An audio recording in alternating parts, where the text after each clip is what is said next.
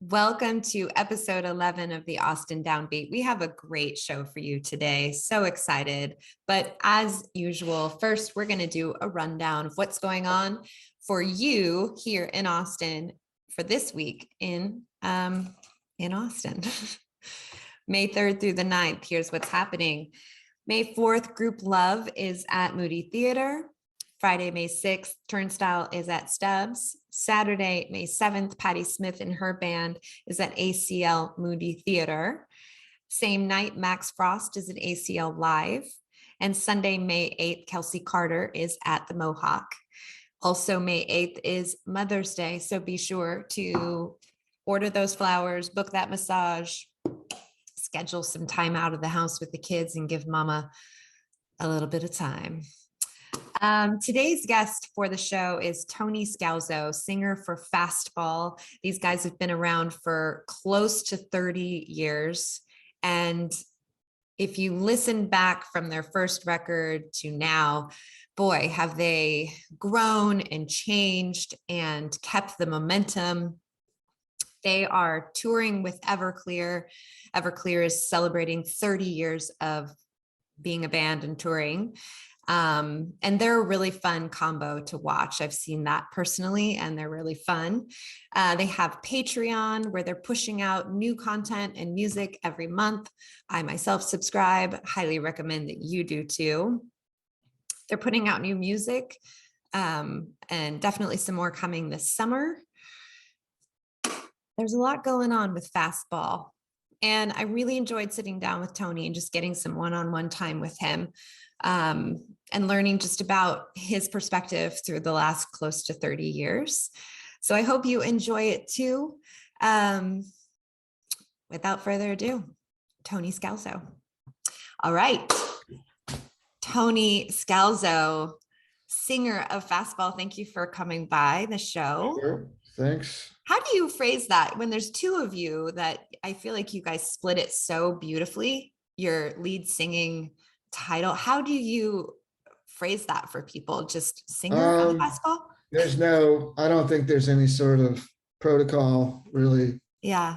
That's one of the things I really love about. Maybe if I'm Go ahead. If I'm talking to a production person at a venue, at a show, on the stage, I tend to blurt out that I'm the lead singer and I need to have, I need to have my own mix, Yeah.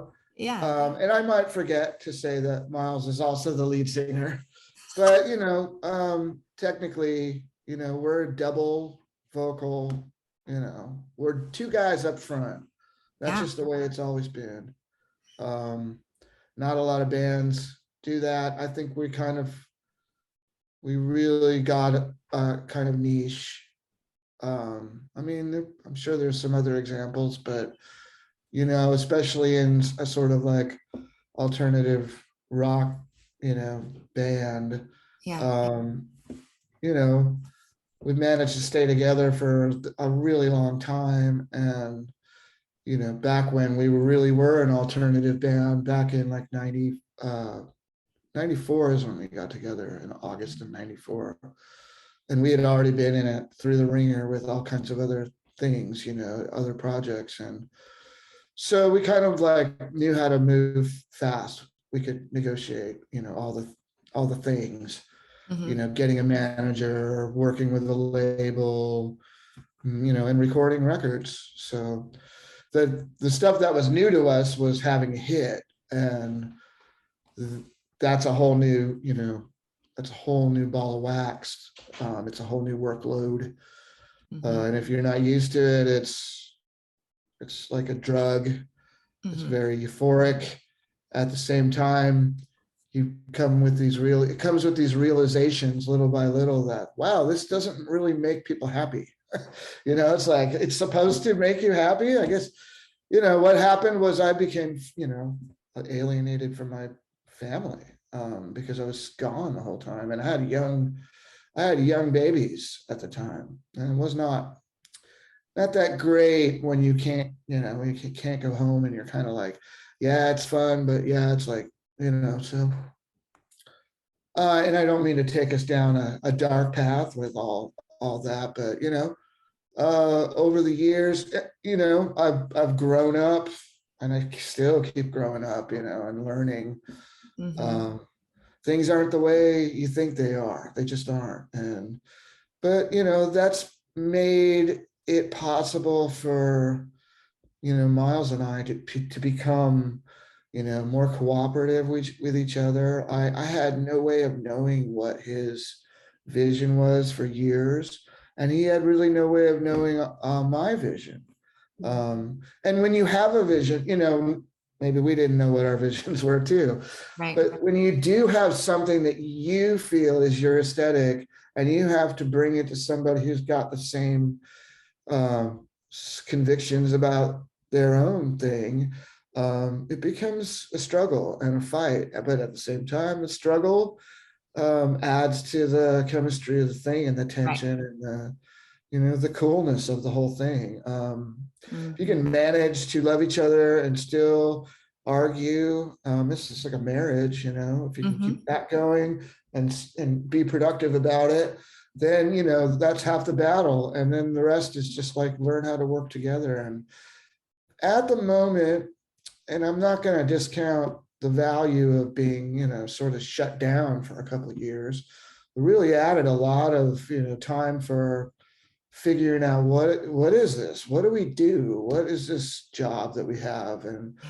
do we want to continue, are we going to be able to continue it, and the answer for me was like, wow, now's a chance, just go ahead and start writing and start making new music. And by the time last spring, this time last year, Mhm. we had some great stuff to go in the studio with. And we continue to be creative, and right now, pending the release of this record, um, we are preparing for this tour, another tour that,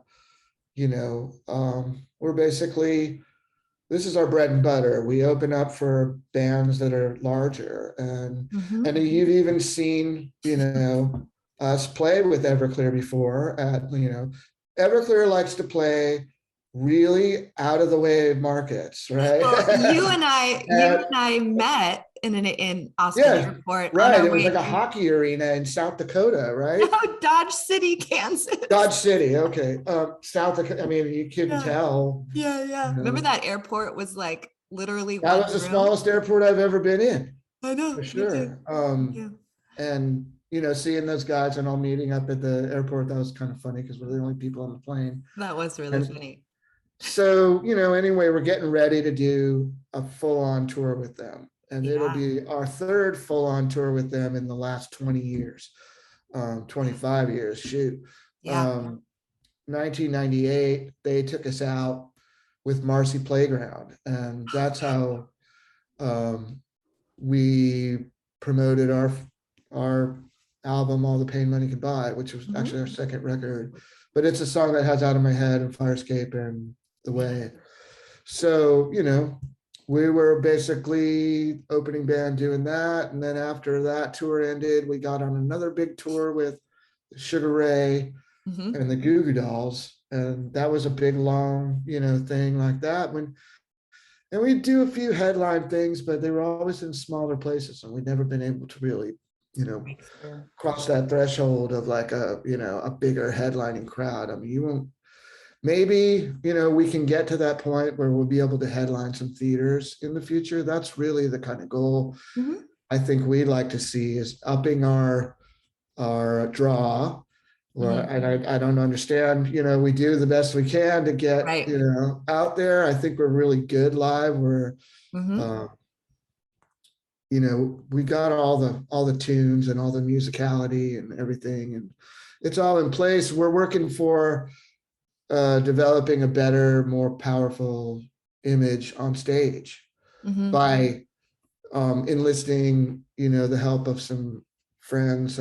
We have an engineer friend right now is kind of helping us get together um, some tracks that'll, blend in with what we're doing, because we've decided to go back to being a three piece where I'm going to be playing bass and singing, Miles guitar, vocals, Joey on the and drum. Joey on drums in the middle. And there's a lot of songs, and namely they're the most popular songs. The ones that everybody knows are like You're an Ocean and The Way, Out of My Head, and Firescape.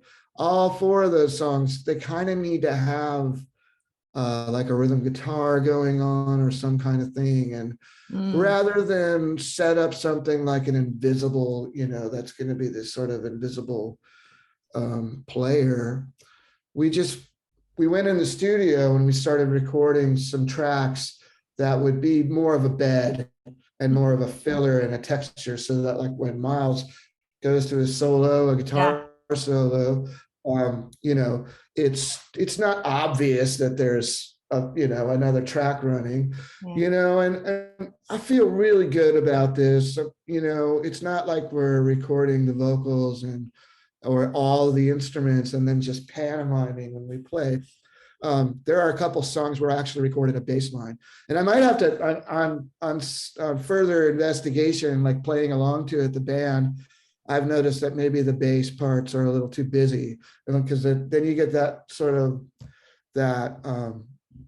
syndrome of, where's the bass player? I hear this bass player. Right. That's why I didn't go with this, all for You're an Ocean on the piano, because I didn't like the idea of it just being this, there's a piano, but there's no piano anywhere. Right. We got to do it. We got to try it. We got to move forward, we love Bobby, but he has to work for a living, and we're not out enough to, so he got a really good job, and he's decided that he couldn't do the tour. Yeah. So that kind of made us just fall into this thing of like, man, we did this, we got popular doing the 3-piece. Oh, yeah, that's what I was going to say. There's something neat about, you're almost 30 years into doing this. Yeah. And so there's something kind of cool of like coming back to who you are, or who you guys are and how you started, and bringing with you all the things that you've learned as individuals, as the marriage of the three of you. It's a long arc, but we're doing this now. I'm realizing what it's really like to connect with Joey again. Yeah. So sweet. As instead of having him directly behind me. Yeah. I'm okay. We'll get to it, but my eye thing's still the same. It has never gotten better. Really? Yeah, I can't. And I guess I'm sort of breaking news, but I can't see in my right eye. Yeah. So I'm switching over to stage right. Oh, okay. So that those guys are going to be on my left and I can see them at all times. And oh, good. I'll turn over to the left when I'm, jamming out with Joey. And that's how we've been practicing. That's how we've been getting, it together for the shows. Great. We are having fun. Yeah. I'm digging into it like I used to. And I get sore. Good Tips, but soon they'll be like, leather. I love they'll it. Be like leather. I talked to Miles. I talked to Miles. Fun. And Miles is forced to, really be virtuosic, and he's been practicing really hard, trying to just fill in all those gaps that get taken out when I'm not playing. I'm not playing the guitar. We're gonna do one more show in May with the Four. Mm-hmm. It's in Florida, so I mean, it's like in Tampa or around there, Pinellas Park. And then after that, that'll be it. And then it's time to get on the road with. I believe we're going to do a Saxon Pub show. You have to let me know. June 4th or 5th. I'll be there. It's Saturday night, so I think that's the 4th. Yeah. But we're going to do that, and that's going to be the first show with the 3-piece. I'm so excited about that. I'll totally be there, and I'll totally help you guys promote that as well. That's great. Thank you. Yeah. I talked to Miles the other day, and he told me about the trio that you guys were going back, and I could hear it in his voice that there was I could feel the effort and the practice that it's taking, because you guys do have to sort of, blend in those tracks on some of the songs, but also there was just this real resolve and strength in it too. I think you felt really good about going back to Yeah, there's a the lot of trio. positivity going on right now, and it's Yeah. proactive stuff. It has to do with realizing what we want and moving forward. Yeah, goal in mind, goals there, but don't stare at the goal, Right. stare at what you're doing, Yeah. and don't worry about the past. Move on if it doesn't work. We've made a lot of, snap judgment decisions that were actually, not terrible. It's like, that doesn't work, that doesn't feel right. Move on. Move on, right? Uh, And then you guys are going back in the studio, because you spent right. some time. So this time, well, in last summer, you guys were with Steve Berlin in the studio, and you Yeah, did. that was actually May. Oh, that was May. Okay. And then in June, we went to the studio again with Charlie, who was the That's engineer right. that was there with Steve. Yeah. And we sort of produced a bunch of these other recordings. We did 8 more songs, Yeah. and 3 of those were original songs, and those are going on to the album. And so you have the 5 other that are covers, and we're going to probably do something with them after, y'all at Patreon get those, Yes. which Yeah. is forthcoming. Probably the next one's going to be it. I think actually we have one more original coming. And then we get a cover. And then the covers start coming. Yeah. And so people can go to Patreon slash Patreon.com/fastball. yeah, to become a kind of a private. It does feel I am a patron of Patreon for you guys, to support you in that way. And again, talking to Miles, he said that it was actually surprisingly, not surprisingly, but I know you guys, it's kind of a new thing for people to do. It's relatively new and so unknown, but it was like pleasantly surprised at the response. Yeah. Well, there really isn't a ton of musical artists. There aren't, but there's a lot of authors and podcasters. Mainly podcasts are the kind of content creators that do really well on Patreon. There are some artists that have done very well on Patreon. We're doing good enough to say, well, it's better than just your average release of a CD. Well, yeah, I think that's what he was saying, is that, yeah, I mean, we're getting regular money every month. It's not a ton of money, but it goes into the kitty along with some other funds that are coming in, and we work with stuff now. We don't have to go into debt every time we record a record. And that includes going into debt, to a record company that fronts all this money, and they expect every cent of it back before you make any money. We make all our money 100% now. That's awesome.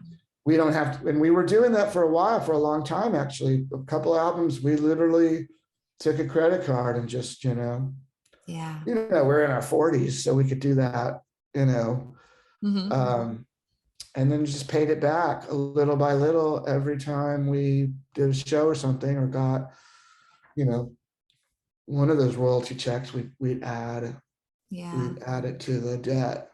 Yeah. And it would take a long time, and it was really a drag. But now we have more freedom because we have, a budget. That's awesome. And so there's Patreon. So you did all those songs, and then you have Patreon, and you're, dolling those out to us, like probably once a month, right? Yeah, there's more content. We're trying to get more content for everybody. Things like some written pieces. Like, I've been doing a lot of writing, and I've never done anything like write a book. So chapters, and how does this become a chapter? How does this go to the next chapter? How does it follow? Yeah. And so it's a kind of anarchic system, and maybe I will just start throwing down a few a few bits and stories and things like that from those writings. I I'm think people also would be really planning, interested in that. I think people I would. need help for everybody to keep pushing me, but I want to do a pretty comprehensive tour diary of this tour coming up. Um, there's a lot of interesting aspects to this thing. Um, it's an interesting, and I'll set it up because, I'm excited and nervous at the same time because we're going to be sharing a bus with another band, which we've already done before. And it's a challenge. Okay. I'll be nice about it and Wait, say is that Miles going to be on that bus? Is he sharing a bus? he's on the bus with us. Yeah. Okay, because he does like his nice hotel rooms. Right. Right. Those are not going to be, plentiful. They're not going to be like every night. It's mainly going to be sleeping in a bunk, Yeah. rolling down the highway while you're getting your night's sleep, and then you wake up in the place where you're going to play that night. Yeah. There's a few days off though, and it might be you either stay where you're where you are for that day off and get a hotel there. Yeah. I'll be spending my own money getting as many hotels as I can. I'm the Yeah. same way as Yeah. Miles. Being on a bus, if you're a three-piece with two crew guys and a driver, it's like heaven. Yeah, I would imagine. Being on a bus with a driver, two bands who have two extra people and four people in their band, it makes 12 people on the bus. There's only 12 bunks on the bus.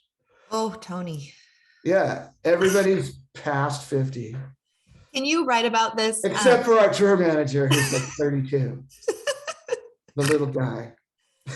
You need to be keeping a diary. If you want me to remind you, Right. do That's what I'm saying. It's like, so like, well, what's it like being, veterano supremo, like still doing it, like still slogging away. We're not a headline act. We're not flying first class. We're not Post Malone. We're not Right. Lady Gaga. Right. But we do our best to, get out there and play. And Arthur's the same way, in Everclear. I admire that guy for just going out. He wants to go out and play as much as he can. And he runs a really tight operation for his guys, right? Like, yeah, fly him in, fly him out. Are they on a bus too? Are you sure? Yeah, they'll be on a bus. Yeah. Okay. Yeah. In fact, he kind of insisted we all be on a bus because he didn't like the idea of us following around on different routes, driving ourselves. He didn't think it was safe. Or maybe he didn't like the way it looks, Yeah. because you got to look like you're, rolling into town on the big rock tour. Yeah. And, when you're driving a van yourself and you've been doing it for like 10 hours over, you're dying. Kind of like we did in Dodge City. Remember they picked us up in that like trolley train thing and like everyone loaded in on that trolley. And we got a little like tour as we were driving to the big hotel, casino place, whatever. Yes, I do remember well. Yeah. Well, so that's that's gonna be fun. Well, I look forward to reading your diary pages. Yeah. Because I think that there's gonna be some no shortage of stuff for you to write about with 12 men on a bus. Yeah. Well, I hope I can stay nice. You're going to be just fine. Just fine. I want to stay nice more than anything. Yeah. Because I don't like it when, none of us has been, super, we've got a little leg up. I mean, Fastball's been out and about, but for the most part, I think everybody's used to having their own lives and living in their own thing. And we're going to have to make a few sacrifices and get, close quarters. You're talking about where's my food that I saved? Yeah. Like, why are you saving so much food? Yeah. It stinks. Right. Like a lot of breathing. Breathing is so great. Just to take a breath and choose to respond versus react. Like that is super helpful for but what about when the toilet's dirty? and it smells like urine. Well, Breathing is here's kind of like not that great. solution. I have a solution for you. Little canister or maybe a 12 pack of like Clorox wipes. And so Right. everyone is responsible after they use the restroom to give it a Yeah. like a little wipe down.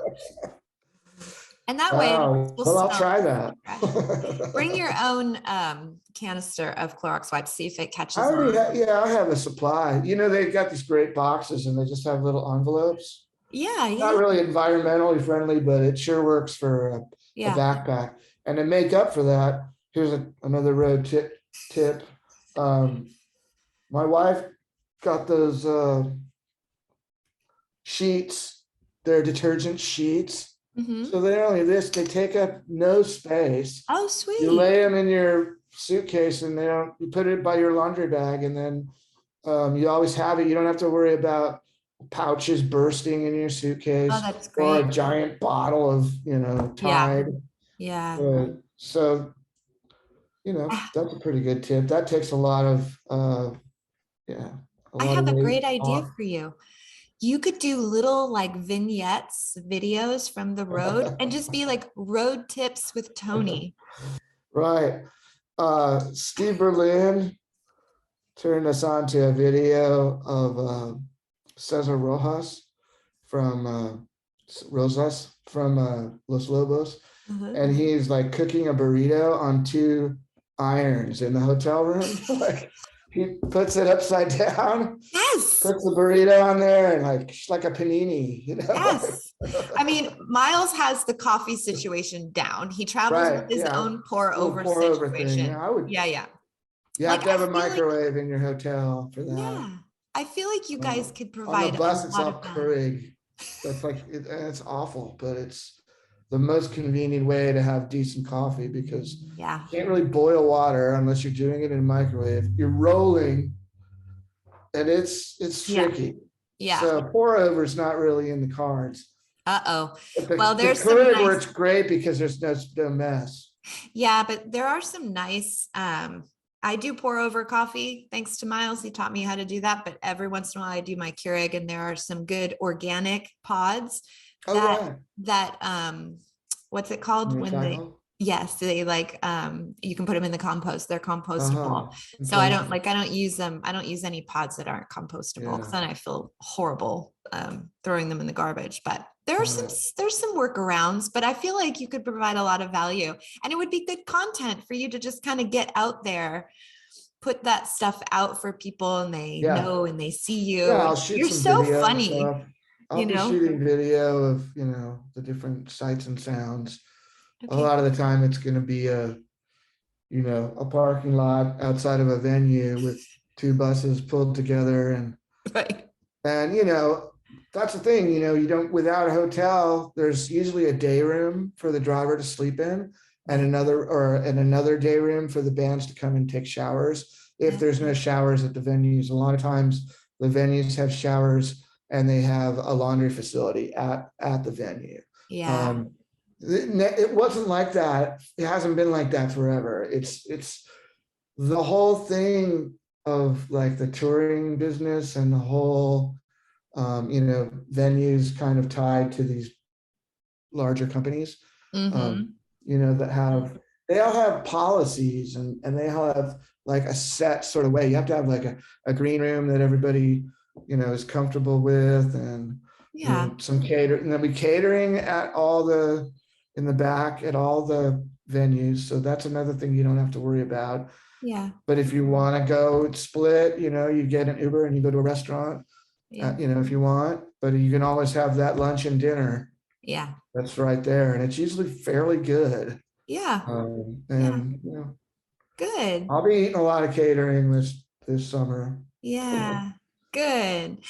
And so good. Well, I'm looking forward to all the little bits and Yeah. keeping up to date. Well, you got to pressure me and I will. everybody I'll text listening. you. I'll be like, Everybody listening can, pressure me to keep up and not, what are you doing?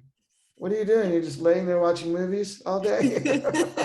Because that's what I will do if I don't get some pressure. Yeah, I'll pressure you in the most loving way. I will pressure you. Okay. Okay, so where does you said that you're going to go back into the studio soon. So where does that fit in? You're going to start touring in May. And so when does that Mhm. studio time and what studio are you guys going to be at this time? Well, I mean, the dates are May 5th through the 12th. For the studio? And the studio is Sonic Ranch, and it's a place out in West Texas, just south of El Paso, in a place called Tornillo, Ooh. right on the Rio Grande. And it's a pecan Oh, ranch. wow. It's a giant pecan ranch, and it's basically irrigated by the canals that go off of the Rio Grande.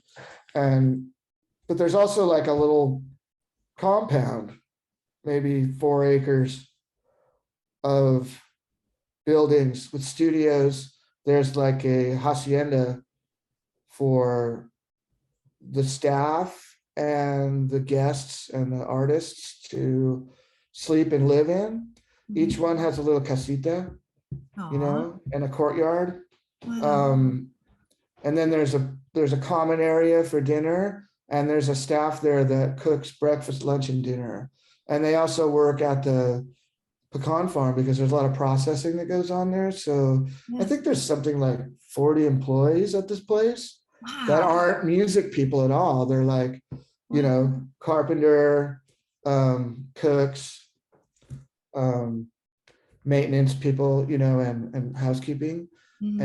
And then they work the farm too. So a lot of nuts, a lot of pecans.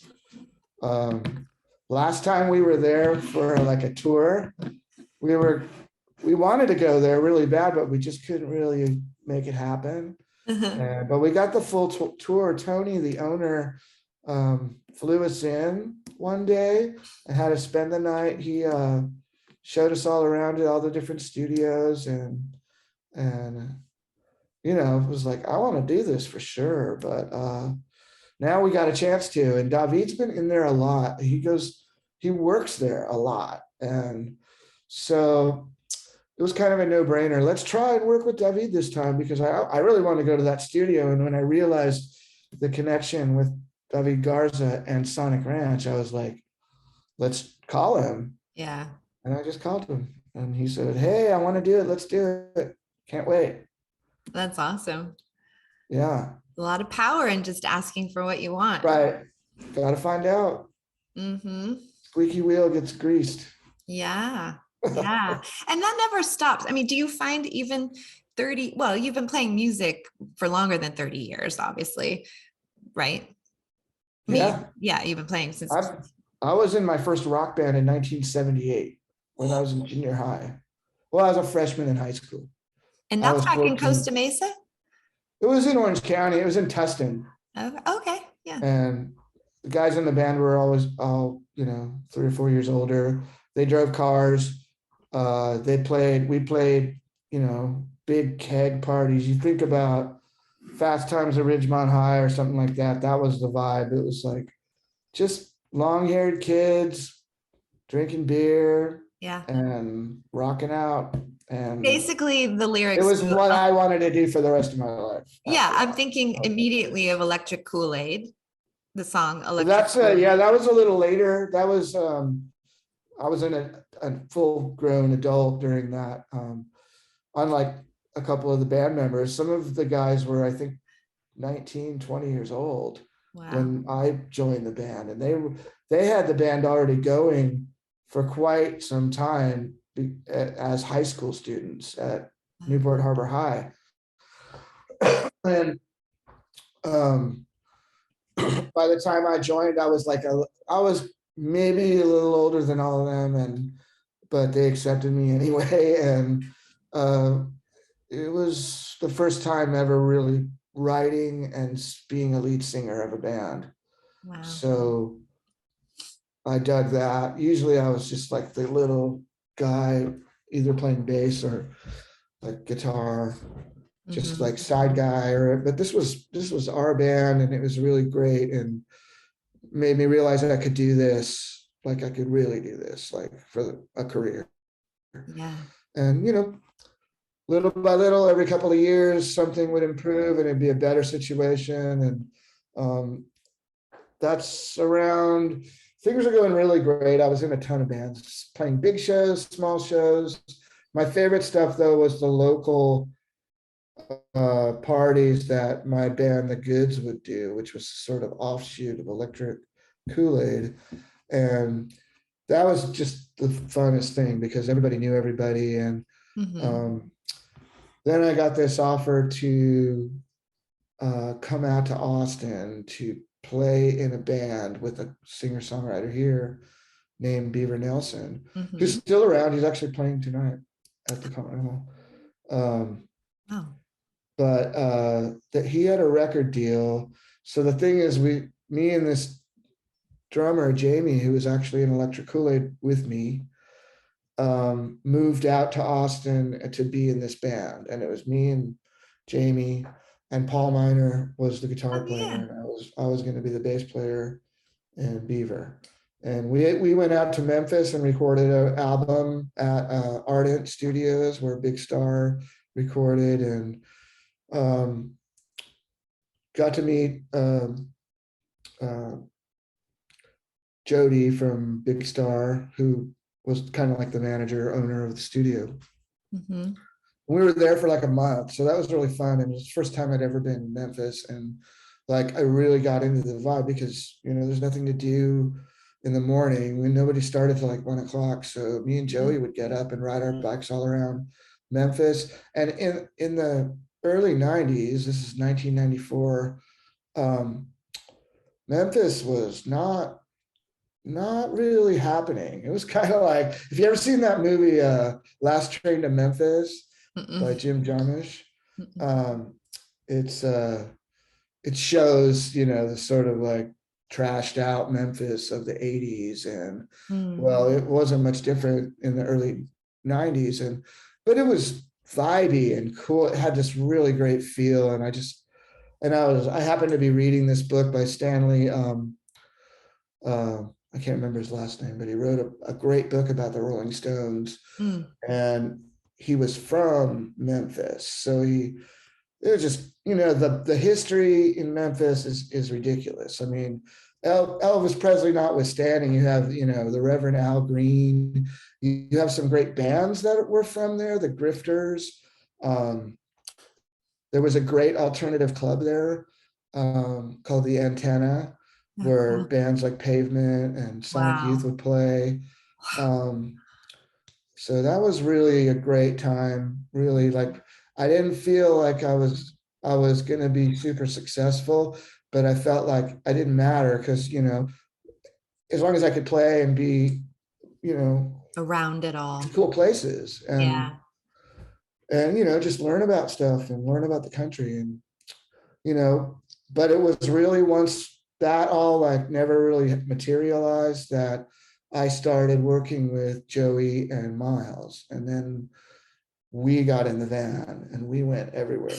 We made a record right away, and we started playing in town. We made a little cassette actually, because we didn't know how to really, there was no place to really make records. You had to send everything off. And now you can make records here in Austin if you want, or CDs, just burn them from Affordable Sound or whatever. Anyway, we toured after we got the deal with Hollywood, and we made the record Make Your Mama Proud, and that got us out in the van. But we got one really cool big tour with Matthew Sweet during that time. And so I got to see him and his amazing band at the time. He had this killer band. Rick Mank was the drummer. Tony Marsico was the bass player. And Matthew, they were just so good. And I watched every set every night. And I don't do that today. I'm like, as soon as we're done, I'm like, when's the band coming to take us back to the hotel? I don't really, I don't really watch a lot of the bands we play with today, but I saw every single set and I was just blown Ah, away every night. I never got sick of it. I knew every song word for word, by then. And it was just like, still today, probably the most I've ever seen any band would be the Matthew Sweet Band from 1995. were you like in a real place of wanting to learn and soak up? Like, were you kind of I taking just wanted notes to in a be way? that big. I really Oh, just okay. like, can we sell 150,000 records? Yeah. And can we tour and sell out theaters? Yeah. Because if you could do that, chances are you'll maintain that level and Yeah. slowly grow. Like a band like Spoon. A Yeah. band like Spoon has always had this slow burn thing Yeah. going. Yeah. And now, they dwarf us. If you look at like streams and stuff like that. Mhm. But Mhm. they couldn't sell a million records when, that was the mark. Right. And yet they managed to really get quite famous and worldwide attention. Mhm. Um, so kind of like brings us back to where we're at now. I want to, think like that. And Mhm. funnily enough, doing things the way we're doing now as a three-piece back like we did back then, it has made me sort of think about those times. And Yeah. also a little bit of writing, Yeah. and put you in a place like, wow, I'm like back there again. It's remarkable. I recommend. I used to write a lot. I used to write journals constantly, and I just dropped once I started having kids. Yeah. I guess I just sort of stopped, and um, but it's really such a good way of getting to know your own brain and Mhm. understanding why things pop into your head, and Mhm. memories, and then it's quite eye-opening to discover what you've forgotten, over the Yeah. years. Yeah. I think it keeps us strong too mentally, Yeah. which I That's one of find the is questions that I wrote down is like, you know, because it does feel from an outside perspective that if I were sitting where you are, having had the career that you've had, and in no way, shape, or form is it in any way on a down. Um, like when does that nostalgia sort of kick in? Because you were talking earlier about uh, that euphoric, you get a hit and it's and rightfully so, there's stages and right, seasons to all of this, but when does that right. I nostalgia think you kind could of start draw a kicking in? graph. I Yeah. mean, it's not a pretty graph. Um, Yeah. it spikes, Yeah.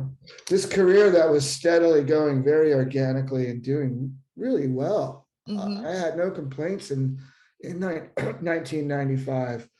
Other than it'd be nice to sell more than 300 records of our first major label release. Right. But it doesn't really have a ton of good songs on it. I mean, Mm. in my opinion, it's not strong. The next record is a strong It's record, strong. Yeah.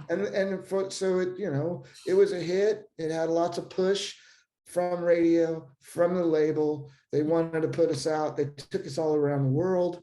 Hmm. Um, that's a huge spike. It's a huge spike. It's like a nuclear, Hmm. right? And then you're up there on that higher level now, and then you're kind of moving along okay. Then you got to put another album out, and the other album,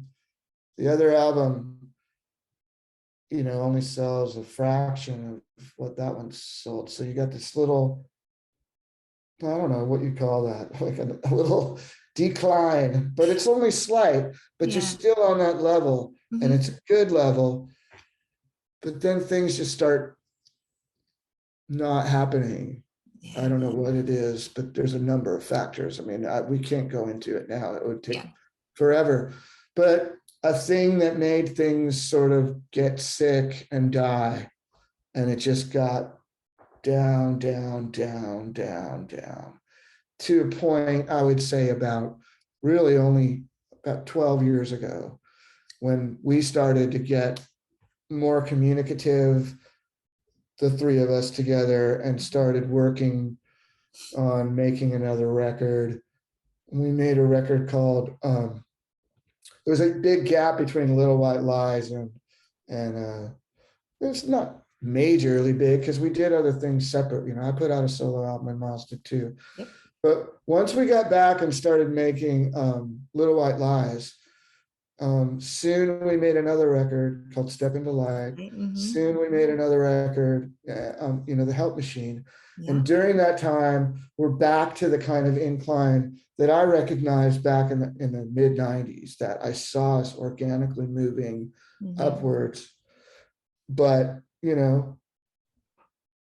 I'm not going to discourage fate and say, hey, that'll never happen again. That kind of success, I would welcome it. And I think we would know what to do a lot better if we were given that opportunity again. But like I said, earlier, it's like those goals are there, and know those goals and recognize them every day. But, look at what you're doing and just focus on that, because then you go, wow, things are happening. This is really great. Yeah. And we do that with each other now too, a lot more. Yeah. We recognize the positivity that's happening and express it, and it makes the person go, yeah, you're right. It's just reminders from each other. And that's how, we support each other and make it work. That's how it's been. Yeah. Can't say it's been that way forever, but you get older and you learn that this is the thing we have.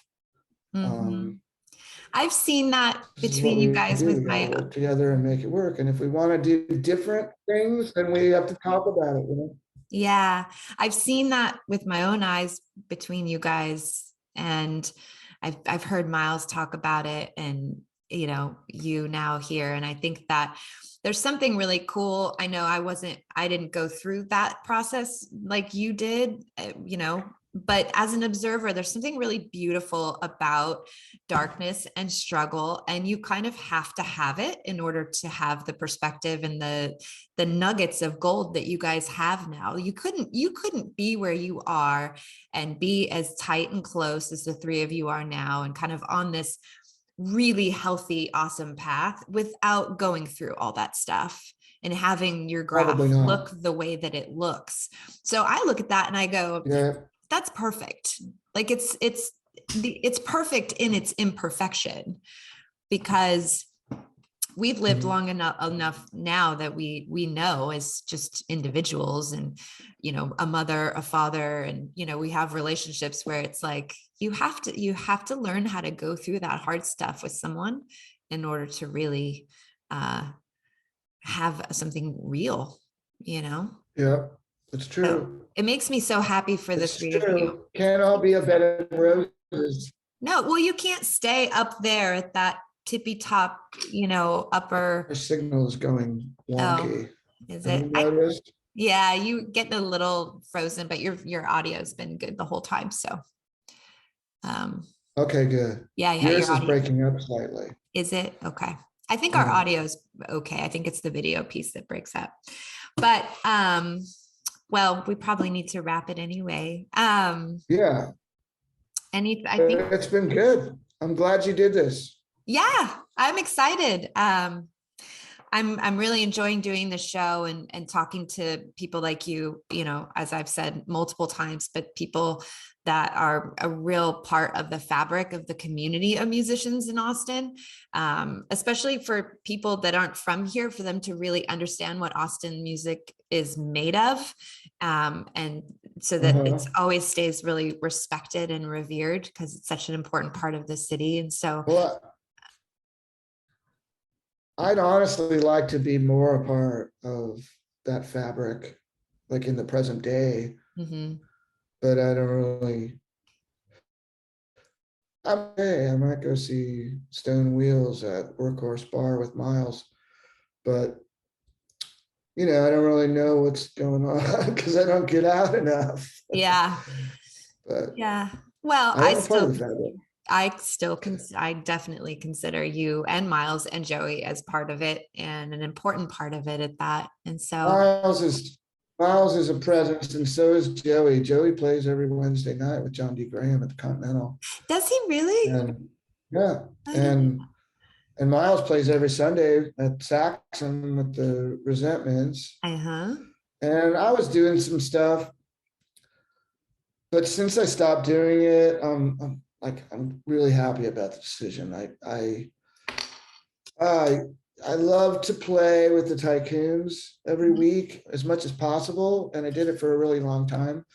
But then I was just like feeling like I'd rather be home with my children, Yeah. you know, my wife. Rather than, I mean, it's nice to get out, but then it becomes every Monday night or every Right. Thursday night. Like I was doing the Ren Fair thing too with Kevin McKinney. I miss that, but not bad enough to do it again. Yeah. Not bad enough to like start playing a weekly again in Yeah. Austin Well, at this maybe point. try here and there, just kind of pop in and keep us entertained. So now you're really broke. You're frozen. Yeah, you're I frozen could take a too. picture of your frozen face and All right. you'll Well, be I able can to still hear you. pay me to not put it on. Can you hear me? Hey guys, looks like we had a bad connection and lost Tony for the very, very last part of this interview, but no worries. I gave him a call. He says goodbye. We both thank you for watching. Thank you for your support. And if you can click that button and subscribe, that would be super helpful too. Follow me on my social media at Cat is on the radio and at Austin Downbeat for all the updates and to see who's on next. All right. Have a good day, guys. Bye.